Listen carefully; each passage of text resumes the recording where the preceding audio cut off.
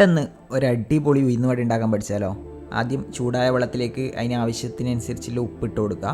അതിനുശേഷം മല്ലിയില, കറിവേപ്പില, ഇഞ്ചി, പച്ചമുളക്, പിന്നെ റവയും എടുക്കുക. എപ്പം കഴിക്കുന്ന മാത്രം ഇട്ട് കഴിഞ്ഞാൽ നിങ്ങൾക്കും മടുക്കും എനക്കും മടുക്കും. അതുകൊണ്ട് ഞാൻ ഒരു വെറൈറ്റി പിടിച്ചതാണ്. ചൂടായ വെള്ളത്തിലേക്ക് നമ്മ എല്ലാം ഇട്ടിട്ട് ഒന്ന് ഇളക്കി കൊടുക്കുക. ഇതുണ്ടാക്കുന്നത് ഞാനല്ല, എൻ്റെ അമ്മമ്മയാണ്.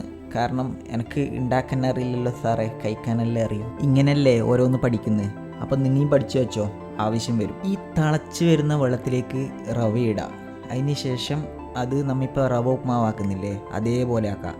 അധികം കട്ടിയാവണ്ട, അധികം ലൂസാവണ്ട. എന്തെന്ന് വെച്ച് കഴിഞ്ഞാൽ നമുക്കിത് ഉരുട്ടി ബോളാക്കാനില്ലയാണ്. അങ്ങനെയല്ല, ചെറിയ ചെറിയ ബോൾ. ഓക്കെ, അങ്ങനെ ഇത് ആയി കിട്ടിയിട്ടുണ്ട്. അപ്പോൾ നമ്മൾ ഇത് വേറെ പാത്രത്തിലേക്ക് മാറ്റി വെച്ചിട്ടുണ്ട്. ഇങ്ങനെ തിന്നവർക്ക് ഉപ്മാവാക്കി തിന്നാം, അല്ലാത്തവർ ഈ ബോളാക്കിയിട്ട് അതിനൊരു ചെറിയ കുറച്ച് പരത്തിയിട്ട് നടുക്കെ കൂടെ ഒരു ഓട്ടയിട്ട് കൊടുക്കുക. അപ്പോൾ അത് ഉഴുന്ന് വട. ഇനി ത്രികോണത്തിലാക്കി കഴിഞ്ഞ് കഴിഞ്ഞാൽ നിങ്ങൾക്ക് അങ്ങനെ വേണമെങ്കിൽ അങ്ങനെ ഒരു സാധനമാക്കാം. ഇത് കയ്യിലിടത്തോളം നിങ്ങളാണ് കലാകാരൻ. നിങ്ങൾക്ക് ഇഷ്ടമുള്ള രൂപം വേണമെങ്കിൽ നിങ്ങൾക്ക് സൃഷ്ടിച്ചെടുക്കാം. ഇനിയിപ്പം എണ്ണയിലിടുന്ന പരിപാടിയാണ്.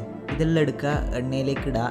എണ്ണയിൽ ആയി കഴിഞ്ഞിട്ട് ഉഴുന്ന് വടേൻ്റെ ഒരു കളറ് വരുന്ന സമയത്ത് നമുക്കിത് പുറത്തേക്ക് എടുക്കാം. അങ്ങനെ ചൂടായി കഴിഞ്ഞ് ഈ കളറിലാവുമ്പോൾ പുറത്തേക്ക് എടുക്കാം. ഞാൻ പറഞ്ഞ സാധനങ്ങളെല്ലാം ചേർത്തിട്ടുണ്ടെങ്കിൽ സാധാരണ ഉഴുന്ന് വടേനെക്കാട്ടിയും അടിപൊളി ടേസ്റ്റാണ്. ഇങ്ങനെ ചെയ്ത് കഴിഞ്ഞാൽ വീട്ടിൽ നിന്ന് തന്നെ പെട്ടെന്ന് അടിപൊളി ടേസ്റ്റിൽ ഉഴുന്ന് വട നിങ്ങൾക്ക് തന്നെ ആക്കിയെടുക്കാൻ പറ്റും. പിന്നെ ഈ വാഴേൻ്റെ കാമ്പിനെ കൊണ്ട് അച്ചാറാക്കലില്ലേ, ഇതാണ് ഈ സംഭവം.